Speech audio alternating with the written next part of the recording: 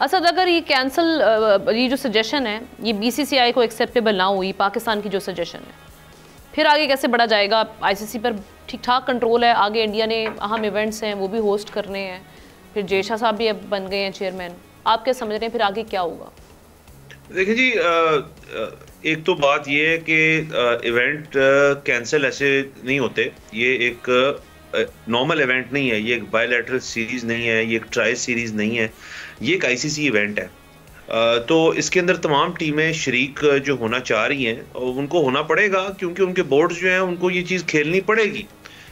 हम अभी तक रिवॉल्व अराउंड कर रहे हैं, ये कोई टूर्नामेंट है जिसमें इंडिया और पाकिस्तान आपस में खेलने आ रहे हैं, इंडिया यहाँ आ रहा है या पाकिस्तान दुबई जा रहा है या जो भी हो रहा है। That is not the case. ये एक प्रॉपर सीरीज है जिसका हमें होस्ट करने का एक बड़ी देर से, मतलब ऐसे नहीं है कि हमें आज को उन्होंने कह दिया कि चलें आप कर लें, ये बड़ी देर से प्लानिंग होती है, इसके अंदर आपके रिसोर्सेज लगते हैं। यहाँ पे आप कंप्लीट हो चुकी हैं। आज मोहसिन नकवी साहब ने नेशनल जी पूरा गद्दाफी स्टेडियम जो है वो और उसके इर्द गिर्द एडजेसेंट एरियाज जो हैं वो पिछले तकरीबन 6 महीने से सारा खुदा पड़ा है। तो वो सारा कुछ रिगार्डलेस ऑफ दैट, देखिए ये बात तो तय हो गई कि इसको अब हम दो टूर्नामेंट स्प्लिट कर दिया हमने इस टूर्नामेंट को। एक तो ये है कि सारे मैचेस जो टीमें आ रही हैं पाकिस्तान, जो आती जाती रहती हैं पाकिस्तान, वो तो खेलेंगे यहीं पे, और सिक्योरिटी मामला जो हैं वो उस लिहाज से बिल्कुल ठीक है।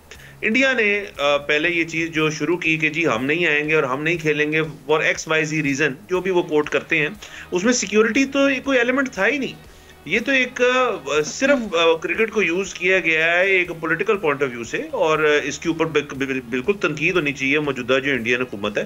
लेकिन जो अली की बात है मैं उसको सेकंड भी करूंगा कि एंड ऑफ द डे देखें जी, क्रिकेट जो है एक स्पोर्ट तो है, लेकिन स्पोर्ट्स के साथ अटैच्ड होता है बिजनेस।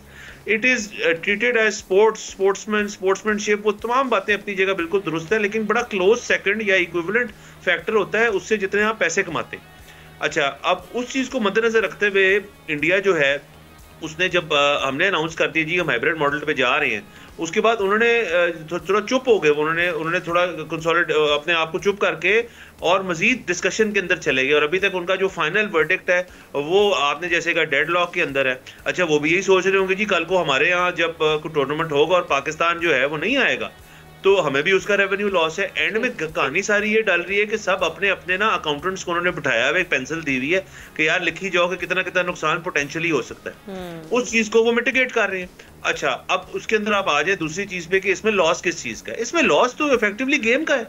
आपके ख्याल में आप फैंस को छोड़ दें जो चाह रहे हैं यहाँ पे इंडियंस आए, उनको छोड़ दें, प्लेयर्स देमसेल्व्स, आज का बयान है बहुत बड़े सीनियर क्रिकेटर्स का कि जी इंडियन प्लेयर्स से उन्होंने ऑफ द रिकॉर्ड बातें की हैं और उन्होंने ये कहा है जी हमारी तो बहुत ख्वाहिश है कि हम आज तक बहुत ज्यादा टीम इंडियन जो है वो आज तक पाकिस्तान में खेले। आयरनी ये है कि आपकी जो ब्लाइंड क्रिकेट टीम है जो भी पाकिस्तान से हारी भी, पाकिस्तान ने थ्रू आउट सबको हराया, इधर आकर वो खेल के चलेंगे, लेकिन जो आपकी दूसरी क्रिकेट टीम देख रहे हैं उसको बेचने से आखिरी बात अगर आप ले लें कि पाकिस्तानी जो ये प्लेयर्स इस वक्त हमारी टीम में हैं, इसमें से एक खासी तादाद जो है वो इंडिया गए और उन्होंने वहां जाके खेला और हमने बकायदा उसके अंदर शिरकत की।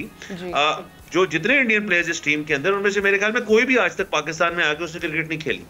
तो ये भी एक फैक्टर होता है कि टीम क्या चाह रही है। लेकिन जाहिर है जैसे अली ने भी फरमाया और मैं उसको अगेन सेकंड करता हूँ कि इंडियन बोर्ड बहुत बड़ा हो चुका है, अब तो और बड़ा हो चुका है क्योंकि जयशाह साहब जो है वो आईसीसी के भी लग गए हेड। तो अब सारी कार्ड्स जो है वो भी आपके पास हैं, रेवेन्यू मॉडल्स भी सारे आपके पास है, डिसीजन मेकिंग भी आपके पास है। तो अगेन जैसे अली ने कहा, मैं सिर्फ वो बात करूंगा कि ये एक मोनोपोली है। सब्सक्राइब करें और बेल दबाएं ताकि कोई खबर रह न जाए।